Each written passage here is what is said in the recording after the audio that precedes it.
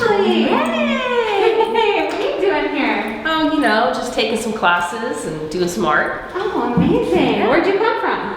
Well, I just got here. I live in Las Vegas now, so that's where I came from. Oh my gosh, Vegas. Did you notice your name right here on the ticker? Oh, wow, this is amazing. Oh, look, and it has all my team members' names too. That's awesome. Yeah, did you know your team is here waiting for you? Oh, well, let's go check it out. Let's go say hi to everyone. Oh my gosh, it's great. Okay, awesome. So I hear you've been mixing up a lot of color lately. Yeah, so we've got some test strands going on over here. We're testing the Vibrance line right now. So I You want to show us your doll head? So we got our friend back here. She's got a couple formulas of color melts in the back here we're testing now. Still have a few more quadrants left to do some other formulations. Wow, that looks amazing. Thank you. So you do tons and tons of hair color. Yes, and cutting. And cutting. Yes. Can you tell us your favorite tool for cutting? I do a plier feather razor, and I also use dry cutting shears. That's really nice. What did you have for breakfast? I had a scone and some coffee. How many babies do you have? I have 2 and 1 on the way. One on the way? Yes. So exciting. Can you tell us your favorite place that you've ever taught hair education? Favorite place? Coeur d'Alene, Idaho. What's Coeur d'Alene, Idaho like? Coeur d'Alene, Idaho is beautiful in the summertime. It's cold in the winter, so you don't want to go then. But it is a gorgeous, gorgeous place to go and teach during the summer. Can you tell us when you decided that hairdressing was going to be the route you would take? I actually, before I wanted to be a hairstylist, wanted to be an actress. So I was in high school theater, and then I started doing hair backstage in my performances, and I fell in love with it backstage. So was it styling that really got you into it at first? Oh yeah, styling for sure. I love that. I had one scene where I had to take good Sandy from bad Sandy and grease, and we only had like a few minutes to transform her backstage, and that was just like a very thrilling experience. That was definitely like one of the highlights of my high school. Game changing for you. Is this when you met your husband? Yeah, actually, I met my husband through my older brother. So technically, I met him when I was still in junior high, but I don't tell very many people that because it's a little creepy. And how much do you love living in Vegas these days? I love it. It's actually been really good for my whole family. My favorite is my boat that is at Lake Mead. Amazing. Okay, hold on, let me think. Pause. Can you tell me your favorite color that you have used today? My favorite color that I've used today so far, I've been trying the beige chocolates, and I really like those for a smoky, almost like mushroom brown. Amazing. Do you like mushrooms? I do a lot of mushroom tones for sure. But not eating any mushroom snacks. No, I like mushrooms. Yeah, no, totally. What do you love about photography? There we go. Photography. I like being able to shoot people and like find their beauty through the photos, basically, but also like to show people like how beautiful they are, because sometimes people don't really even know, and it takes a minute when you're working with a trained model to really coach someone and get them comfortable and warmed up behind the camera.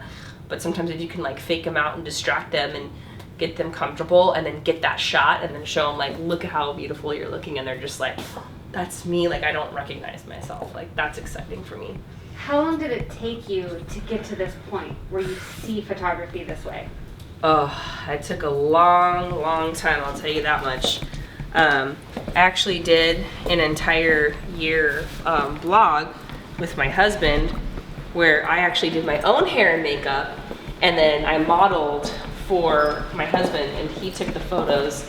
And so it was kind of the experience of being the model first, and then he learned how to use the camera and edit my photos, and then he he showed me how to use the software.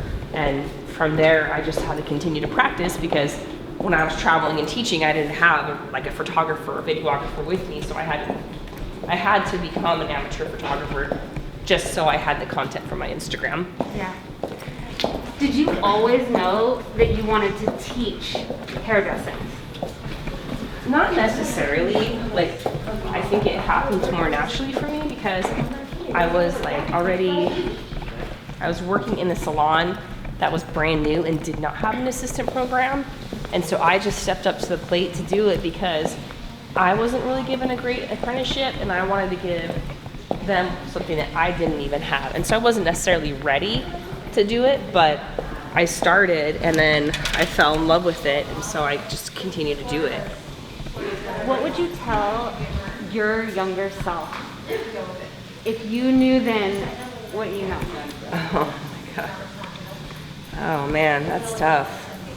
Any little tips or tricks? I think the main thing is just more or less like where your value lays, and not to allow the other people's opinions or a social media app, for example, to tell you what your worth is, and to know that you have intrinsic worth outside of those opinions or that number at the top of Instagram or any kind of iPhone app. How long do you feel like it took you to get to this very healthy perspective with social media? Oh man, my entire career. And there's still times where you get on there and you can compare yourself and you go through that. But I think it's something that is really important to process because I think we get to a point where we feel very desperate for that acceptance and desperate for that validation, and that becomes a very unhealthy place to be coming from. And it actually comes across in the posts, and it's very inauthentic and can be very toxic for yourself and for your audience. How do you feel like you got on the right path to handling that? Well, for me, like it was really more or less like through my faith. I was in like a relationship, a mentorship that like got to a place where it was very like competitive and manipulative and like almost borderline like abusive. And I had to leave to really go out and find myself. And during that process, like there was a lot of like, I feel like God like speaking to me like either through songs or, you know, through just like pastors or things. But for me, it's like just realizing like we are created by, you know, our like on purpose for a purpose, and we all have our unique gifts and our unique art form, and that we need to accept that and thrive in that and let our light shine. Thank you. I think I'm spilling on the floor. That's okay, we'll get it. So your faith really saw you through. Oh yeah. That's beautiful. Okay. Well, thank you so much for sharing this with us. I think you definitely moved us. We're crying, and I'm sure everyone else is too. Thank you so much.